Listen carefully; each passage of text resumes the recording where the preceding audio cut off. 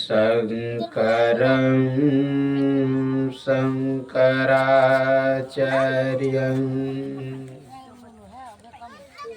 केशवं बादरायणं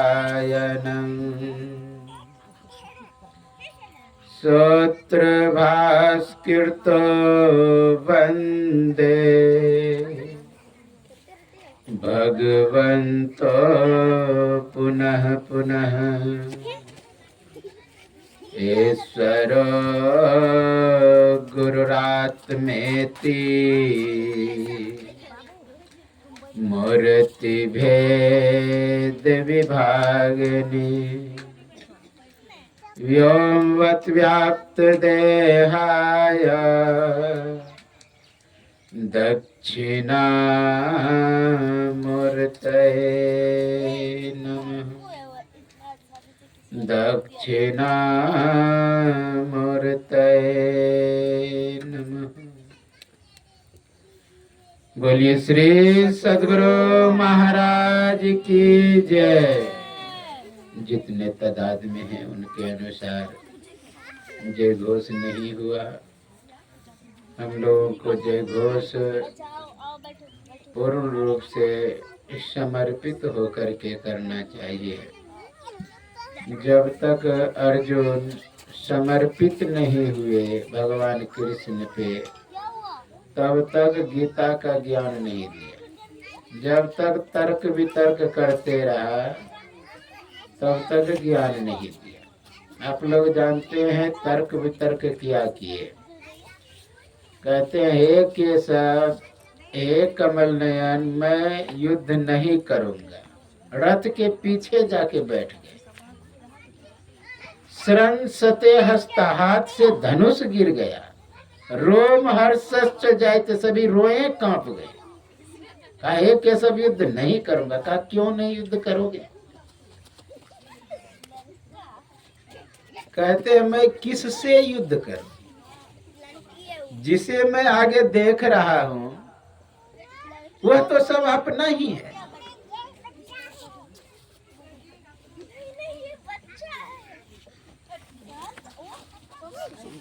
उधर कर दीजिए बच्चे को। बोलिए सद्गुरु महाराज की जय।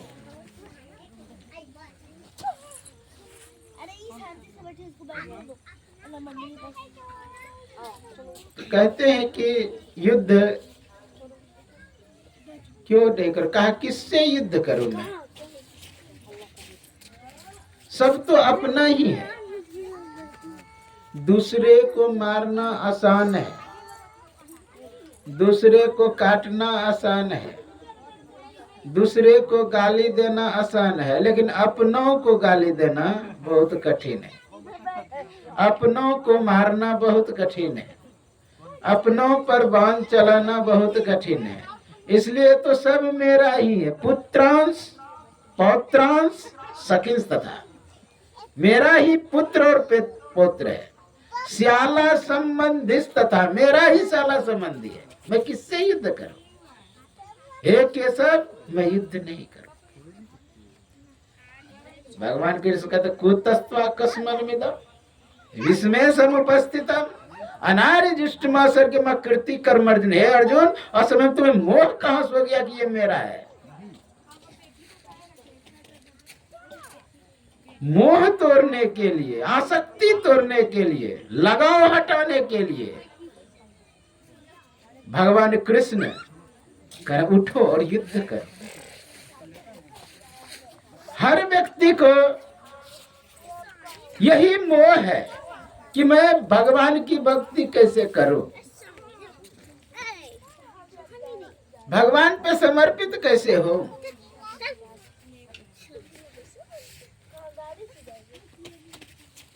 भगवान पे समर्पित कैसे हो? क्योंकि लोगों को भजन करने में बाधाएं ये सब हो जाती है, रुकावट होती है। है हिम्मत कि छोड़ करके चले जाए भजन करने के लिए, काम छोड़ के चले जाए भजन करने के लिए, नौकरी छोड़ के चले जाए भजन करने के लिए? कोई लाखों में एक होते हैं। राज्य छोड़ करके चले जाए भजन करने के लिए। बुद्ध गया, उसके सारथी ने कहा, बुद्ध तुम कहाँ जा रहे हो महात्मा बनने के लिए? जिसके पास खाने का नहीं होता है, रहने का नहीं होता है, पहनने का नहीं होता है, वो महात्मा बनता है। तुम्हारे पास तिजोरी है और तिजोरी में भरा हुआ खजाना है, चाबी तुम्हारे पास है, तुम कहाँ भटकने जा रहे हो? कहा कि सारथी तुमने दूर से उस तिजोरी को देखा है, इसलिए तुम ऐसा बोल रहे हो। तिजोरी का चाबी मेरे पास था और मैं खोल करके उल्टा पुल्टा के देखा हूं, सार कुछ भी नहीं है। इसलिए धन के प्रति जो आसक्ति है, पुत्र पुत्री के प्रति, संग संबंधी के प्रति, भगवान कह रहे इसे त्यागो और युद्ध करो। हे अर्जुन, मैं तुम्हारे पक्ष से इसलिए नहीं हूं कि तू मेरा मित्र है, तुम्हारे पक्ष से इसलिए हूं कि तुम धर्म के पक्ष में हो, मैं धर्म के पक्ष में रहता हूं।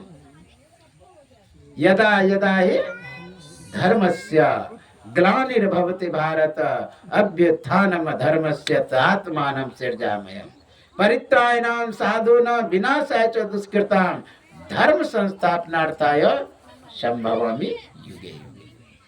यहाँ स्वयं कह रहे कि विनाश करने के लिए आता, धर्म की स्थापना के लिए। इसका मतलब धर्म के स्थापना के लिए हिंसा भी करना पड़े, लगता है जायज है, क्योंकि हिंसा करा रहे भगवान कृष्ण कह रहे उठो और युद्ध करो। आप लोग जानते हैं अहिंसा परमो धर्म श्रेष्ठ है, परम धर्म श्रुति विदित अहिंसा यह भी श्रेष्ठ है, होना भी चाहिए। लेकिन जहां अपने पर आ जाए, धर्म पर आ जाए, वहां पर ये सिद्धांत नहीं लागू होता है। अहिंसा परमो धर्म हिंसा तथैव च। धर्म के लिए हिंसा कर रहे। आप लोग जानते हैं महात्मा गांधी सब दिन कहा अहिंसा परमो धर्म, लेकिन वो भी एक बार कहते हैं करो या मरो। इससे लगता है कि वो भी युद्ध करने के लिए ललकार रहा है। सब दिन गुरु महाराज प्रचार करते रहे अहिंसा परमो धर्म का।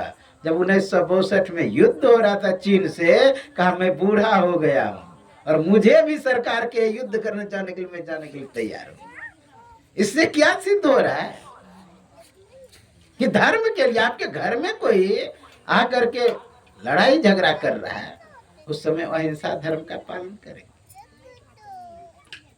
हमारे कोई भी देवी देवता 33 करोड़ है, सबके हाथ में देखेंगे अस्त्र है, लेकिन लड्डू को याद रखे, फरसा को याद नहीं रखे। गणेश जी के लड्डू सब याद रखे कि लड्डू चढ़ता है, लेकिन हाथ में फरसा है, हाथ में लड्डू है, वो लड्डू दिखाई दे दिया, फरसा नहीं दिखाई दिया। यानी धर्म के रक्षा के लिए कोई हमारे घर में आकर के हमारी माँ बहनों का इज्जत तार तार का, उस समय हम देखेंगे अहिंसा नहीं। भगवान विष्णु बोले कि आतताइयों के साथ अतताई किया जाए तो उत्तम ही नहीं, अति उत्तम है। आप लोग एक शब्द सुने होंगे, जब अश्वत्थामा पांचों पांडवों के पुत्र जो सोए थे सभी का गला काट करके भाग रहे थे, तो अर्जुन ने पकड़ा, उसे पकड़ के पटक दिया द्रौपदी के आगे। द्रौपदी तो मां हृदय है, उसने कहा जिस तरह मैं पुत्र के वियोग में रो रही हूं, इसी तरह इसकी मां कृपी भी रोएगी। हाँ, इसलिए छोड़ दो। अर्जुन अब धर्म संकट में क्या करें? भगवान कृष्ण की ओर देखते हैं। भगवान कृष्ण भी गौण रूप में ही उसे कुछ शब्द कहते हैं, मतलब उन्हीं पर छोड़ दिया, तुमको क्या करना है। क्या बोला? ब्राह्मण बंधुर न हंतव्य, अब आततायो बधाई ना, कहा कि ब्राह्मण की हत्या नहीं किया जाता है, लेकिन आतताइयों को छोड़ना भी नहीं चाहिए। इन्होंने आतताई वाला काम किया है। यहां पर है कि ज्ञानी को अगर अपमान कर देते हैं ना, भरी सभा में अंग भंग कर देते हैं, तो वो मृत्यु माना जाता है प्रतिष्ठित व्यक्ति को। तो आप लोग जानते हैं उसका मणि चमकता हुआ जो था वह निकाल लिया। तो मेरा कहने का भाव है कि धर्म के लिए कहा युद्ध करने। खतरनाक तर्क दिया अर्जुन ने। बाद में फिर कहा गुरु न हत्वा हि महानुभाव भुंजीय भोगान रुधिर प्रदिग्धान। हे केशव, मैं गुरु लोगों को कैसे मारूं? आगे तो गुरु खड़े है। गुरु न हत्वा, गुरु की हत्या कैसे भी करूं? नहीं करना चाहता। ये तो महान पूजा हार भरी सूदन, हे मधुसूदन, ये तो पूजा करने योग्य है। ये पूजा करने योग्य है, कैसे मैं इसकी हत्या कर? पूजा हार भरी सूदन, इससे अच्छा है कि मैं भिक्षा का अन्न खाना पसंद करूंगा, लेकिन इसके रुधिर से सने हुए धरती का उपभोग नहीं करना चाहता। तब जाके दिखाया विराट रूप, कहा कि देखो तुम नहीं भी मारोगे, नहीं मरा हुआ है। तुम अपने कर्म से क्यों हट रहे? आकृति कर्म मर्जुना, हे अर्जुन, आकृति को देने वाला है। आकृति कर्म अर्जुन, असर्ग्य यानी स्वर्ग को भी नहीं देना, इसलिए तुम युद्ध करो। अंतिम में हरदी गुर्दी बोल गए अर्जुन। कार्पण्य दोषो पहता स्वभावा पृच्छामि त्वां धर्म सम्मूढ़ चेता यच्छ्रेयस्यान्निश्चितं ब्रूहि तन्मे शिष्यस्तेहं साधिमां त्वं प्रपन्न। कर्णों से व्याप्त होकर के अर्जुन ने कहा, हे केशव, मैं जीतूंगा कि ये लोग जीतेंगे? मैं हारूंगा कि ये लोग हारेंगे? मैं मारूंगा कि ये लोग मारेंगे? मुझे कुछ नहीं आता। मेरे लिए युद्ध करना ठीक है या ना करना ठीक है। धर्म सम्मूढ़ चेता, मैं धर्म से मूढ़ हूं, इसलिए मुझे आप कहे कि क्या करना। परीक्षा में तो मैं आपसे पूछता हूं। कहा क्यों? कहा इसलिए एक शिष्यस्ते हम, मैं आपका शिष्यत्व स्वीकार करता हूं। साधिमाम तम प्रपन्न, और समर्पित होकर के। अब भगवान का काम है, अब सौंप दिया सब भार तुम्हारे हाथों में, जीत तुम्हारे हाथों में, भार तुम्हारे हाथों, यानी समर्पित हो गए। उसी तरह हम लोगों को समर्पित होकर के जय घोष करना चाहिए। बोलिए श्री सद्गुरु महाराज की जय। एक बार और हो जाए, श्री सद्गुरु महाराज की जय। सर्वत्र रूप में विराजमान आराध्य देव को कोटि से नमन। व्यक्त रूप में यत्र तत्र अन्यत्र विराजमान संत जन, विज्ञ जन, सज्जन वृंद, माता एवं धर्मशीला भक्तिमती बहनों के अंतस्थ विराजमान परमात्मा को मेरा नमन। अभी आप लोग यत्र तत्र से नव वर्ष अंग्रेजी के हिसाब से एकत्र हुए हैं नव वर्ष मनाने के लिए। उसमें सदग्रंथ रामचरितमानस सारस्वती के प्रथम सोपान बालकांड से पाठ सुनाया गया।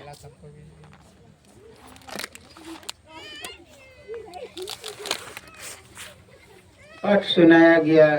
सुनी समझहि जन मुदित मना, मज्जहि अति अनुराग, लहै चारि फल अच्छतनु, साधु समाज परियाग। आप कह सकते हैं कि हम सुने क्यों?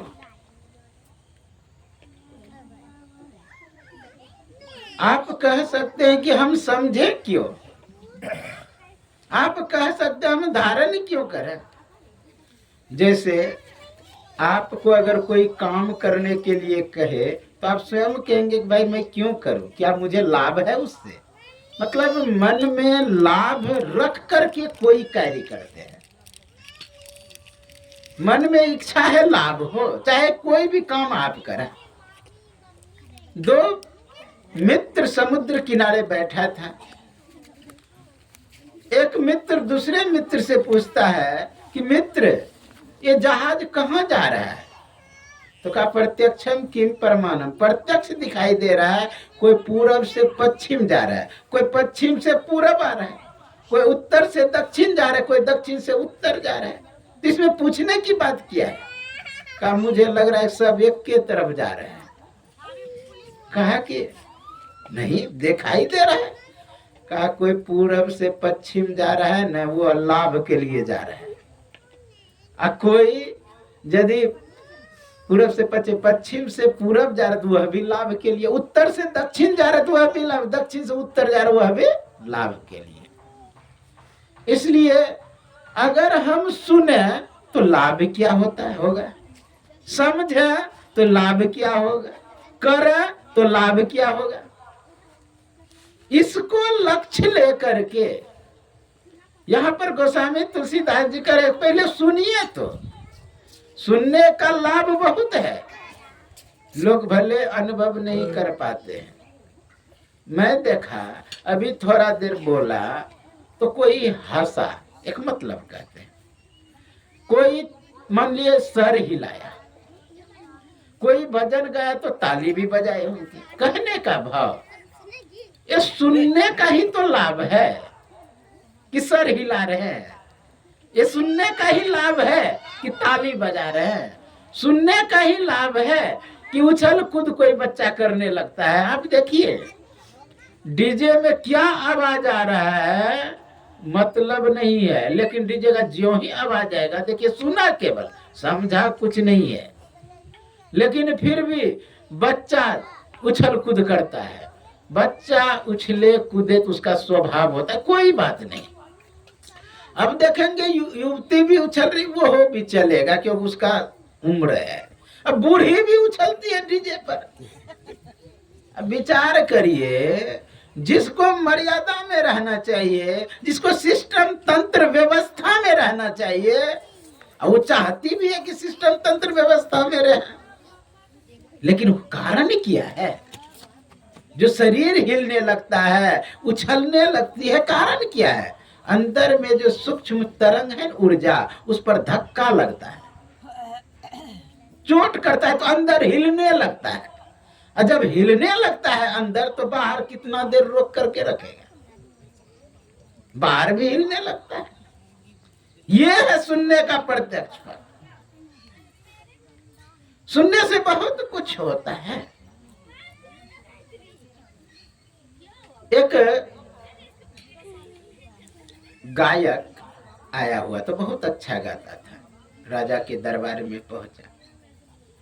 राजा ने कहा तुम अपना साजबाज सजाओ। सजा लिया।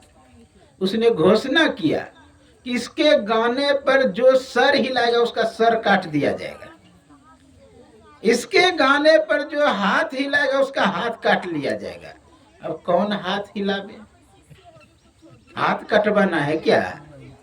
अब तो शरीर को सीधा करके बैठा है, जो भी ढील ढाल था वो कस के हाँ शरीर को जकड़े होगा कि हिल ना जाए धोखा से भी। सर को भी सीधा करके बैठा है।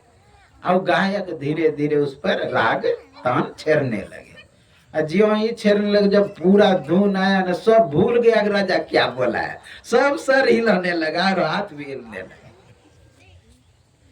ये है प्रत्यक्ष फल सुनने का।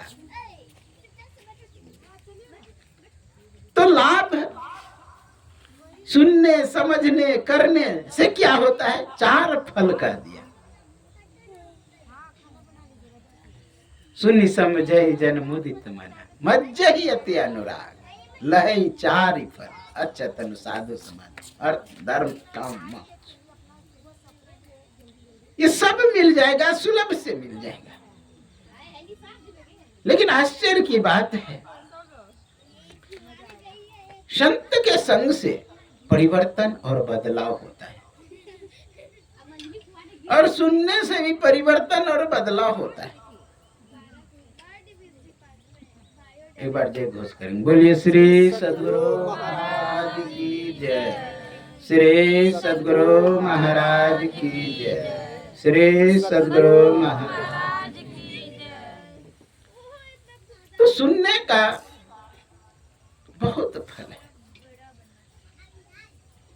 कोई साधक अगर है, कभी सीधा होकर के पूरी देर तक अगर बैठेंगे तो नीचे से कुंडली जगती है।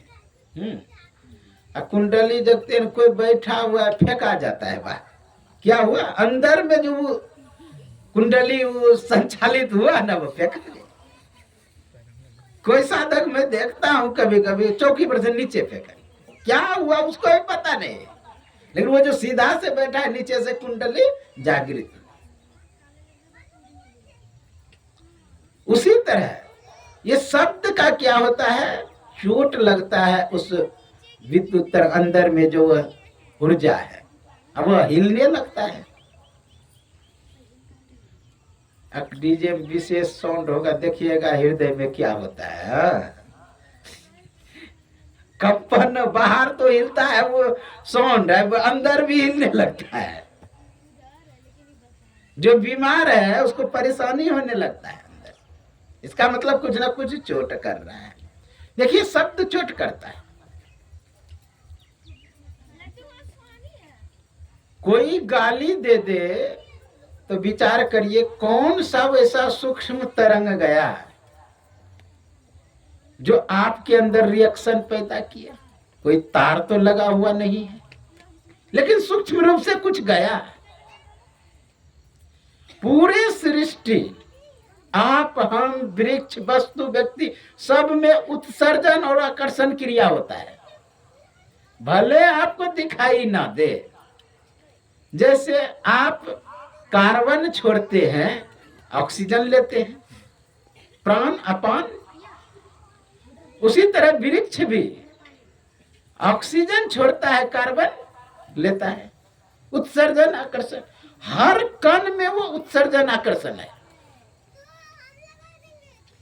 तो उसी तरह हमने जो भी कुछ तरंग छोड़ा, उसको क्या करता है, अंदर सूक्ष्म तरंग पकड़ लेता है, अब वहां से रिएक्शन होता है, और इतना सूक्ष्म से रिएक्शन होता है कि स्वयं आपको भी पता नहीं चलता है। आपको कोई सम्मान किया, आपकी कोई बड़प्पन किया, देखिए अंदर में कैसा होता है, प्रफुल्लन होता है, खुशी होता है, आनंद होता है। जबकि कोई तार लगा हुआ नहीं है आप में, फिर भी अंदर में कुछ हो रहा है। कारण क्या है, हुआ क्या? कोई गाली दिया तो क्रोध आया, कोई सम्मान किया, मेरा प्रतिष्ठा दिया तो अंदर में खुशी हुई। कारण क्या, क्यों रिएक्शन हो रहा है, ये क्यों तरंग पैदा हो रहा है? कुछ वैसा तत्व है जो सूक्ष्म रूप से गया। कोई महापुरुष के पास जाएंगे, प्रणाम करेंगे, केवल ऐसे कर दे तो लगेगा अंदर में कुछ मिल गया। क्या कारण है जो आपको लग रहा है खुशी के अंदर में कुछ मिल गया? वो सूक्ष्म तरंग पहुंच।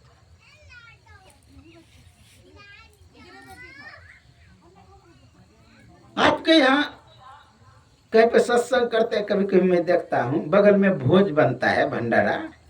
अब भंडारा में जब छौकता है ना दाल, जो मिर्ची जलाता है, अब कुछ देखने में नया क्या आया, अब नाकों से छींक आना, क्या रिएक्शन हुआ? कुछ ना कुछ आया, तभी तो रिएक्शन हुआ, शरीर में हलचल हुआ। और जब देख भी नहीं पा रहे कि क्या आया, कहीं पर अग्नि रखा हुआ है, थोड़ा दूर में बैठे हैं, अग्नि देख लिए, ठीक है, वो दिखाई दे रहा है, लेकिन सूक्ष्म तरंग आपके पास आए, आपके अंदर गर्मी पैदा कर दी। उसी तरह संतों के संग से परिवर्तन होता है, बदलाव होता है। संत महापुरुषों का संग करके लक्ष्य क्या है उसको हमें निर्धारित करना चाहिए। उन्होंने कौन सा मार्ग बताया उसे स्वीकार करना चाहिए, उसका अनुसरण, अनुगमन, अनुकरण करना चाहिए।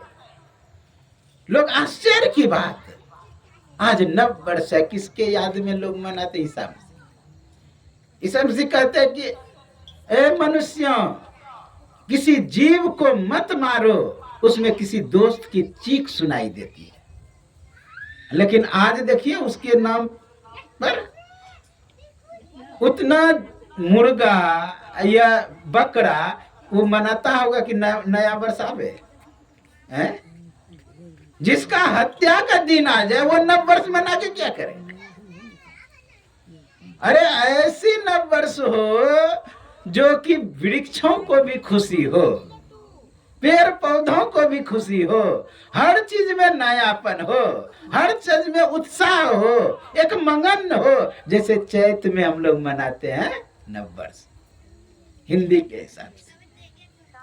अभी तो सब जर मर रहा है, सूखा सूखा लग रहा है, ठंडी में सिकुड़ता है। सबसे वास्तविक नया क्या है? जहां जंग ना हो, जहां कूड़ा करकट ना हो, जहां गंदगी ना हो, वह नया है। नया मात्र एक परमात्मा है, और जब उसका संग कर लेंगे आप भी नए नए थे, नए हैं और नए ही रहेंगे। आप लोग सुनेंगे चेतन अमल सहज सुख राशि। तो चेतन है जो अमल है, जिसमें मल नहीं, वही तो नया है? चेतन अमल सहज सुख राशि। चेतन अमल, अमल मात्र परमात्मा है जो अव्यक्त है, अनंत है, अज है। उसको उपलब्ध करेंगे। परमात्मा जिस समय चेतन को प्रेरित किया, चेतन से प्रेरित हुआ ओम रश्मि, और ओम रश्मि से प्रेरित हुआ प्रकृति, और प्रकृति से प्रेरित हुआ मूल प्रकृति, जहां से सृष्टि हुई है। साम्यावस्था धारणी जो मूल प्रकृति त्रय गुण, जहां पर हिल डोल होता है, कंपन होता है। विचार करिए कहां से हम पर जड़ का लपेट चढ़ रहा है। चेतन पर प्रकृति से संयोग किया, बस लपेट चढ़ गया। वहीं से गंदगी प्रारंभ हो गया, वहीं से कूड़ा करकट प्रारंभ हो गया। तब हुआ महतत्व, हाँ, महत तत्व, मनस तत्व, तब इधर नीचे की ओर। तो इसको पार करने के लिए गुरु महाराज कहते घटतम प्रकाश व शब्द पटत्र जीव पर है छा रहे। ये जीव ही गंदा है, जीव ही पुराने हो गया है। क्या इस पर पर्दा पढ़ते पढ़ते ये पुराने हो गए? यही पुराना अगर उस जंग को, उस पर्दे को ज्यों ही हटाएगा तो नया हो जाएगा। गंदगी को हटाना, मुख्य रूप से कूड़ा करकट को हटाना, खराबियों को हटाना, वह होता है नया। इसलिए चाहिए कि हम लोगों को साधना करके उस जंग को जाना, उस जंग को हटाना। ईसा ने कहा कि एक सूक्ष्म मार्ग है जो मुक्ति को पहुंचाता है। वह सांकरा है, वह सूक्ष्म है। एक फैलाव वाला रास्ता है जो संसार में फंसाता है। मनुष्य का जो आंख है वह का अंधकार में है, वही जब प्रकाशमय हो जाए तो आपका कल्याण हो जाएगा। दो आंख यदि उजाला हो जाए, ऑलरेडी उजाला, पूरा शरीर प्रकाशमय हो जाए, हम उनके युक्ति पर चले तो सही, उनके भेद पर चले तो सही। जीवन चरित्र कैसा है नहीं है उससे मतलब नहीं है। जीवन चरित्र आया कि वो जन्म लिया कहां पर, एक पुस्तक में बाइबल में आया, कुरान में भी उनके विषय में आ गया। कुरान में तो कहा कि खजूर वृक्ष के नीचे जन्म लिया, खजूर उसकी माँ खाई तो शरीर में ताकत आया। विचार करिए, खजूर गर्मी में होता है कि ठंडी में? गर्मी में होता है खजूर, यहाँ मनाते हैं कब? ठंडी में। इसका मतलब साफ है कि वो जन्म के विषय में विवादास्पद विवाद। अब आश्चर्य की बात, उन्होंने जिंदगी भर कहा कि मैं ईश्वर का पुत्र हूं, जिंदगी भर कहा ईश्वर का पुत्र हूं, लेकिन हम लोग ईश्वर मानने के लिए राजी हो गए। भगवान क्या कहता है? यीशु मत। अरे हम लोग तो उसको भी भगवान नहीं मानते हैं जो 18 दिन तक पूरे शरीर में बांध पर सोए रहा, उसको भी भगवान नहीं मानते।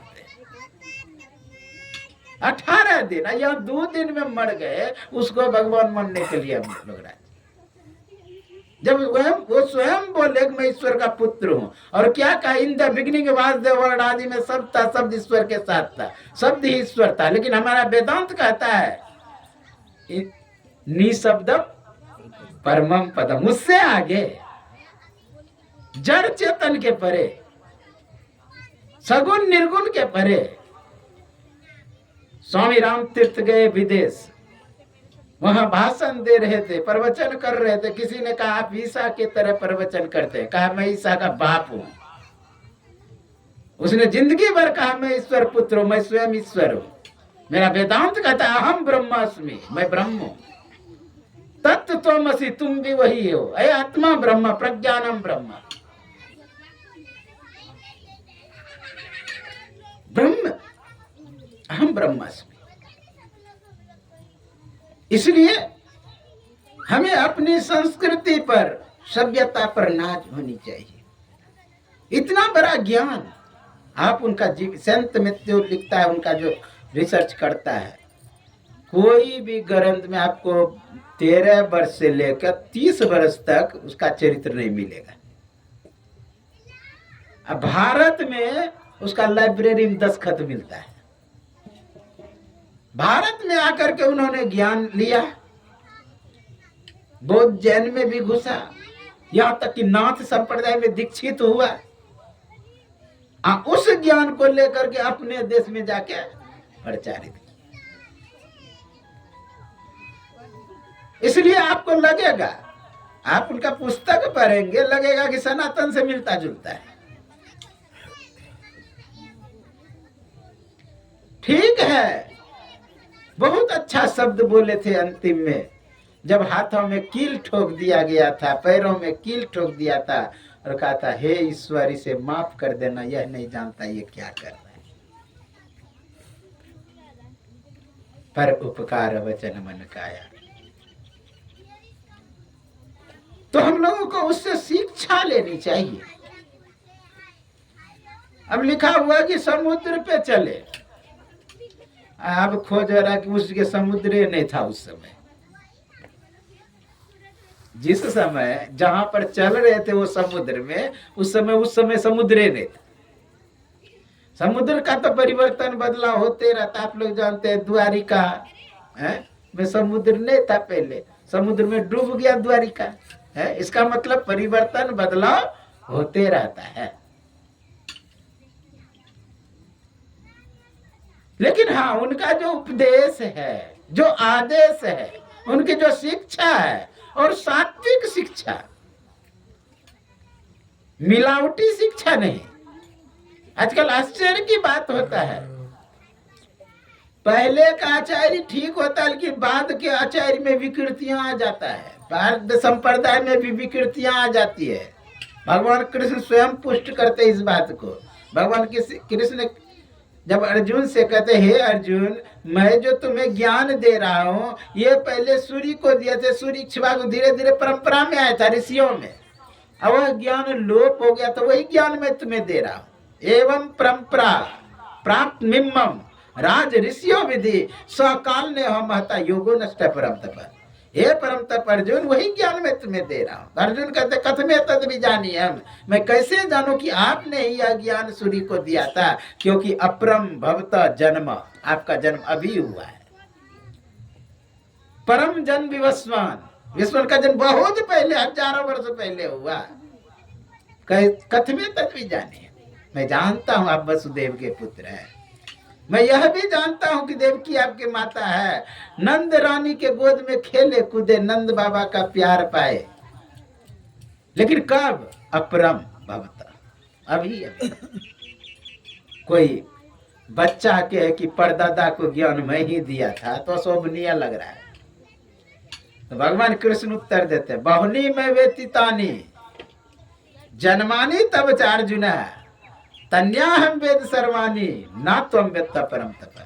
हे परम तप अर्जुन, मेरा और तेरा जन्म अनेकों बार हुआ है, लेकिन तन्या हम वेद सर्वानी, मैं सब जानता हूं। ना तुम वेत्ता, तुम नहीं जानते हो।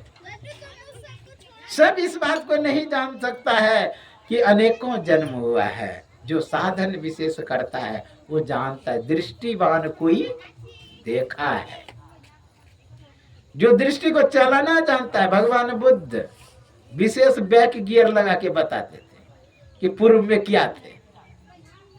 एक समय बुद्ध कहीं रास्ते से जा रहे थे तो एक दृश्य को देख करके मुस्कुराए। तो उनके साथ में जो शिष्य थे कहा, भंते आप क्यों मुस्कुराए? कहा कि देखा तुम, एक बैल आ रहा था। कहाँ देखा? बैल एक मिठाई के दुकान पे गया, यह भी तुमने देखा? कहा बैल मुख लगाया मिठाई में, यह भी देखा? कहाँ देखा? कहा जो मिठाई के दुकानदार था उसने 2-4 डंडा मुंह में दिया, यह भी देखा? कहाँ देखा? कहा कि जानते हो वो जो बैल था ना, पूर्व जन्म में मिठाई दुकान का मालिक था। वो सोचा कि अपना ही दुकान है, जाते हैं खा लेते एक आदमी को। जियो ही खाया, बेटवा दिया उसको 2-4 डंडा, इसलिए हंसी आ गया। कहने का भाव, जो दृष्टि को चलाना जानता है वो इस बात को देखता है, जानता है कि पूर्व जन्म में क्या थे। क्योंकि सनातन धर्म पुनर्जन्म को मानता है।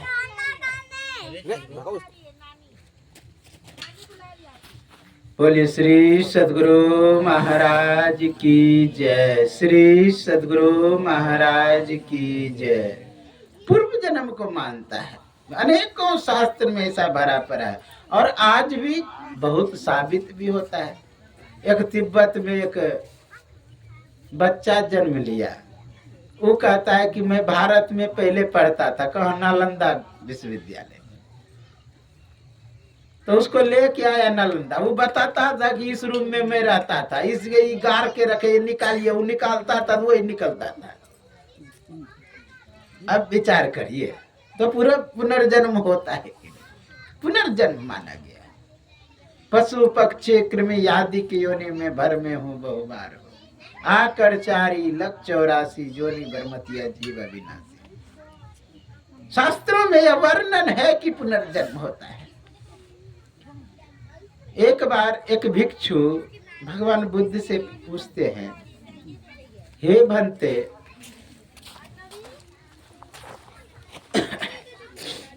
बोले श्री सद्गुरु महाराज की जय, श्री सद्गुरु महाराज की जय, श्री सद्गुरु महाराज की जय।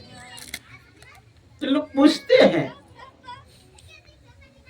कि हे भंते, ये चक्षुपाल नाम का जो अरहत भिक्षु है, शुरू में ही धम्पद में कथा आती है चक्षुपाल का।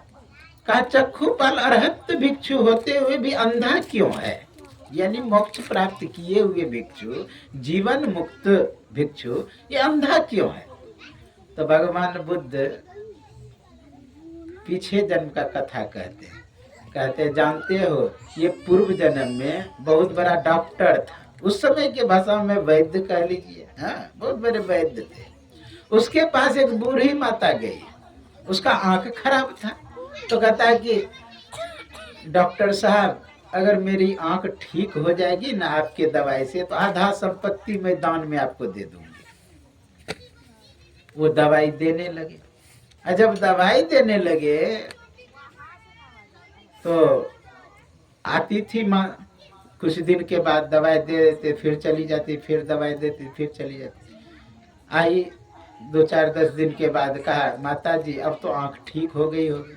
वो सोचता है यदि बोल दूंगी ना आंख ठीक हो गया तो आधा संपत्ति देना पड़ेगा, इसलिए बोलूंगी ही नहीं कि मेरा आंख ठीक हो गया है।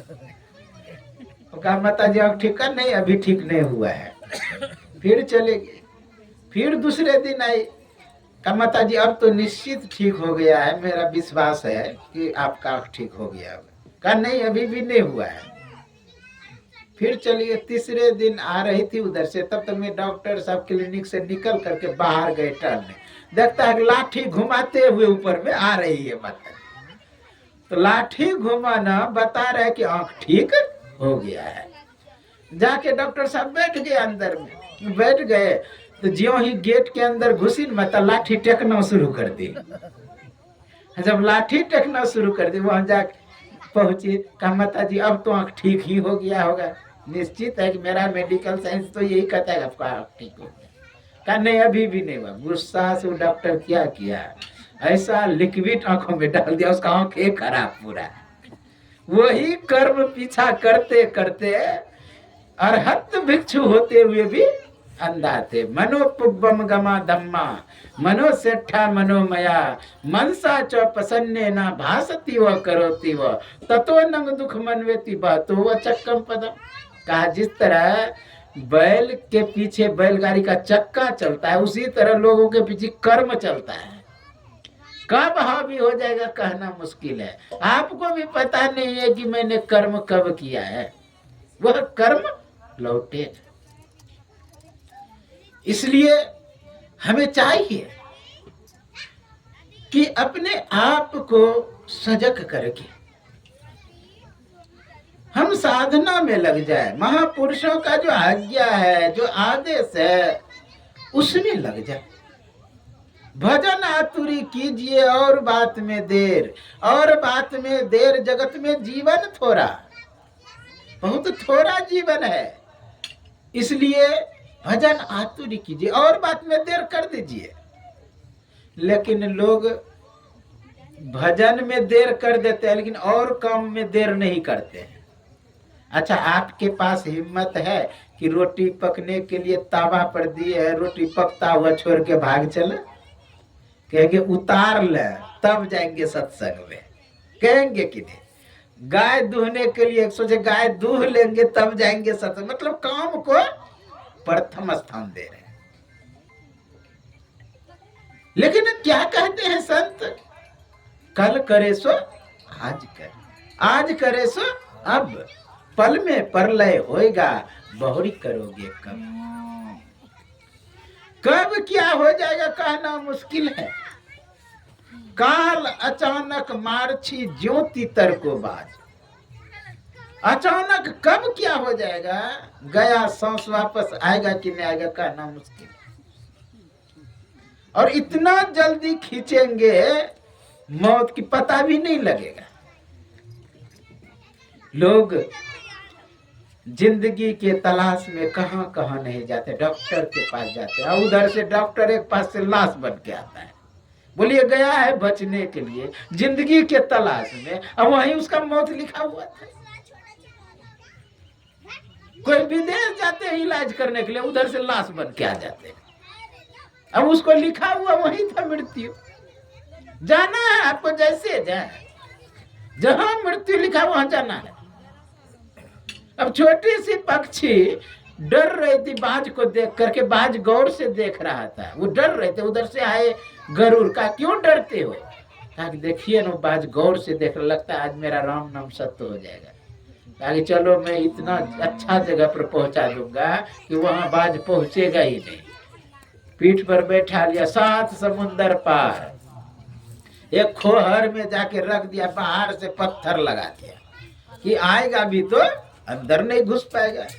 अब वहां से लौट के आया और कहता है बाज को, तुम क्यों गौर से उसे देख रहे, छोटी सी पक्षी डर रही थी। कहा मैं वही विचार कर रहा था, इसका मृत्यु 7 समुंदर पार है, ये छोटी पक्षी उड़ के जाएगी कैसे उतना दूर। इसके मन में उसको तो पहुंचा दिया वहां। कहा कि कहाँ रखा है, कहा 7 समुंदर पार। कहा एक पहाड़ के खोहर में, और बाहर से पत्थर लगा दिया। कहा जाओ उसको देखना, मर गया होगा, क्योंकि उसमें एक केकड़ा रहता, वही गला दबा के मारेगा। अब सही में गया तो मृत्यु। कहने का भाव कि आपको जाना है, जहां मरना है, जैसे भी जाए। आप जा रहे जिंदगी के तलाश, वहीं पे मौत है। आप लोग सुने, जिंदगी के तलाश में मौत के कितने पास आ गए। आप बचने का प्रयास कर रहे हैं, लेकिन वहीं जाएंगे। वेद व्यास का नाना निषाद जो था, वो बहुत मौत से डरता था, मरने से। व्यास ने सोचा कि लेके इसको जाना चाहिए। कहाँ? धर्मराज के पास, क्योंकि उसी के पास खाता बही रहता है, खाता खसरा रहता है। लेकर के पहले गया, लेकिन किसको? नारद के पास। और नारद के पास से गया ब्रह्मा के पास।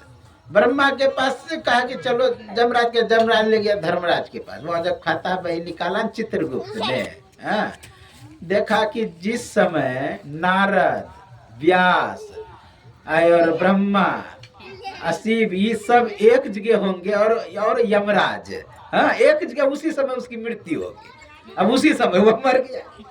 विचार करिए, बचाने का कितना वो क्या लोगों से निवेदन। बड़े बड़े आदमी के पास गया, लेकिन नहीं बचा। कहने का भाव, आपको मरना है तो मरना है। जा तो ध्रुवत से मृत्यु, ध्रुवो जन्म मृतस्य च। जिसका जन्म है उसका मृत्यु निश्चित है। इसलिए अपन काज संवारो रे, अपना काज संभालना चाहिए, अपना भजन में लग जाना चाहिए। ये 9 वर्ष तभी माना जाएगा जब हम लोग जीवत्व भाव छोड़ करके परमात्मा में विलीन हो जाएंगे। तब हुआ कि नहीं हुए। जितना पर्दा है शरीर पे, आप लोग जानते हैं, नीके राम कहते है बपरा, घर माही घर निर्मल राखे, पंचो धोबे काया कपड़ा। सहज समर्पण सुमरन सेवा, तिरवैनी तट संयम सपरा, सुंदरी सन्मुख जागन लागे, तह मोहन मेरा मन पकड़ा। दादू अनहत ऐसो कहिए, भक्ति तत्व यह मार्ग सकरा। कहा नीके राम कहते हो, घर माही घर निर्मल राखे, पंचो धोबे, 5 कपड़े इस पर पड़े हुए, यही है गंदगी। स्थूल सूक्ष्म कारण महाकारण केवल। मैं यह नहीं कहता हूं कि इसको मतलब अनादर, इसको सम्मान करते हुए आगे बढ़ जाएं। जहां पर हम लोग रहते हैं, जैसे नदी में है तो नदी का सहयोग पा करके आप आगे बढ़ते हैं। बीज अंकुरित होता है तो 5 तत्व का सहयोग लेकर के आगे बढ़ता है। वह वृक्ष बनता है, फल फूल लगता है, किसके द्वारा, किसके सहयोग से? मिट्टी, जल, अग्नि, वायु, आकाश, इन 5 तत्वों के संयोग से वह अंकुरन होता है। अंकुरन से फिर पौधा होता है, पौधा से वृक्ष बनता है, वृक्ष से फल फूल बनता है, लेकिन 5 के सहयोग से। उसी तरह आप कैवल्य दशा में तभी जाएंगे जब इन 5 तत्वों का आधार बनाएंगे, सहारा बनाएंगे, सहयोगी बनाएंगे। वो जो साधना में बताया जाता है, पीली नीली लाल सफेदी स्याही सन्मुख आता है, छट छट छट छट बिजली छटके भोर का तार दिखाता है। मिट्टी का रंग क्या है? पीला। और देखिए जो छंद है, छंद रश्मि नाम सुने ना, छंद जो बनता है, छंद रश्मि, जैसे गायत्री छंद है। गायत्री छंद में श्वेत रंग प्रधान होता है, श्वेत रंग। लाल रंग अनुष्टुप में, फिर जगती में, इस तरह गौरवर्ण, इस तरह सबका रंग है। क्यों ऐसा रंग है? इसलिए कि उस रंग को वो विशेष उत्सर्जित करता है और अन्य रंगों को अवशोषित करता है। इससे भी सिद्ध होता है कि हर कण में रंग है। हर कण में जब रंग है तो सब में उत्सर्जन आकर्षण गुण है। तो वो है क्या? वो पीला रंग या हरा रंग या लाल रंग है क्या? वो जानते हैं शब्द का गुच्छा है। पूरे सृष्टि वेद मंत्र से बना है। पूरा सृष्टि, मोली, क्वीन, एटम या जो भी कहिए आप, ब्रह्मांड, ये जो चांद तारे, सब शब्द से बना है। प्रारंभ क्या कहा? In the beginning was the शब्द, आदि में शब्द था। गुरु महाराज क्या कहते हैं? अव्यक्त अनादि अनंत अजय आदि मूल परमात्मा, ध्वनि प्रथम स्फुटति। तो पहले शब्द था। ये सब वेद मंत्र के विषय में आप लोग सुने होंगे कि ये वेद मंत्र पढ़ा ना तो वर्षा हो गया, या सुने होंगे कि ये गायन किया तो वर्षा हो गया, या कीर्तन किया तो वर्षा हो गया। पहले लोग जो बोलते, कारण क्या है? वो पूरे प्रकृति पर प्रभाव पड़ता है आपका शब्द का। थोड़ा सा गलती होगा तो दूसरा हो जाएगा। पूरे सृष्टि वेद मंत्र से बना है। मैं एक पुस्तक लिखने वाला हूं को कौन सा शब्द कितना सिमट करके कण बना है, उदात अनुदात स्वरित कितना स्वर है, उसमें व्यंजन कितना है, और किसका क्या अर्थ होता है। तो इस तरह हम लोगों को क्या करना है? सीधा होकर के बैठ जाना चाहिए। जो युक्ति भेद गुरु बताए हैं उसके पास पहुंचने के लिए, तो स्थूल शरीर में है तो स्थूल शरीर का सहारा लेकर के, स्थूल शरीर का सहारा लेते हुए हम इस शरीर का जब तक सहारा नहीं बना, शरीर में ताकत रहेगा, हाँ, तो आप भजन में विशेष आनंद आएगा, बढ़ सकते हैं। इसलिए सीधा होके कहता बैठने, अब बूढ़ा आदमी है, कोई शरीर में बीमारी है, तो कैसे सीधा होकर के बैठे? इसलिए पहले शरीर को सीधा करके बैठने के लिए कहा। उसके बाद यम नियम आसन प्राणायाम प्रत्याहार धारणा ध्यान इन सब में प्रतिष्ठित होने के लिए कहा। तब जाके अहिंसा सत्य अस्तेय ब्रह्मचर्य अपरिग्रह यम नियम आसन प्राणायाम प्रत्याहार धारणा ध्यान, इन सभी पर अधिकार करते हुए जब आगे जाएंगे तब ध्यान में जाएंगे। ध्यानम ध्यान मित्यारो ध्यानम शून्य गतः मनः। हम लोगों को ये जो भेद बताए हैं, मानस जप इसलिए दिया है कि अनेक नामों में मन भटका हो, एक नाम का जप करने के लिए अनेक रूपों में मन भटका, एक रूप का ध्यान करने, साधारण से गुरु महाराज एक रास्ता बना दिए। लेकिन सहारा इसी पंच तत्वों का है। हम लोग पुराने को नहीं भूले, क्योंकि पुराण से ही परिवर्तित होके नया होता है। आप देखिए, मिट्टी का परिवर्तन रूप ईंट है, तो ईंट का घर बनाते कहते कि नया घर है, जबकि मिट्टी पुराना है। मिट्टी जल अग्नि वायु आकाश यह पुराने हैं, उसी को जब बर्तन बना देते कहते नया बर्तन है, उसी का परिवर्तित रूप है। इसलिए हम लोगों को पुराण को सम्मान करना चाहिए, पुराने को सम्मान करते हुए आप नया। तो हम लोग क्या करें, ये 5 तत्वों का जो शरीर बना हुआ है, इन सब का सम्मान करते हुए मिट्टी जल अग्नि वायु आकाश, इनका जो रूप है, यानी मिट्टी का रंग पीला, उससे निकल जाते हवा लगता है तो उसका रंग क्या हो जाता है? हरा।